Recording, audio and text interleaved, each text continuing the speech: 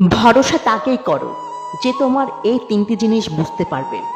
1, হাসির পিছনে থাকা দুঃখ। 2, রাগের পেছনে থাকা ভালোবাসা। 3, চুপ থাকার পেছনে কারণ। দুনিয়াতে প্রিয়জন বলতে কেউ নেই, যা কিছু আছে সব প্রয়োজন।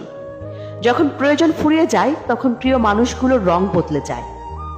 অন্যের কাছে মূল্যহীন হয়ে থাকার চেয়ে মূল্য নিয়ে সরে আসা ভালো। কষ্ট হলেও এটা অনেক সম্মানের। মানুষের দাম বেড়ে যায় কখন জানেন? যখন আপনি তাকে আপন ভেবে গুরুত্ব দিবেন।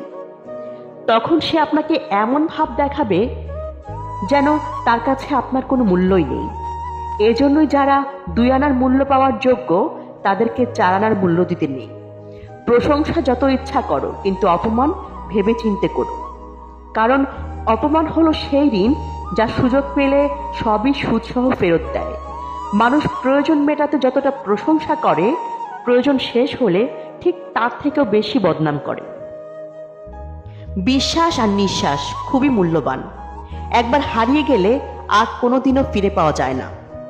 যেখানে ভুল নেই সেখানে মাথা নত করবেন না, আর যেখানে সম্মান নেই সেখানে অবস্থান করবেন না।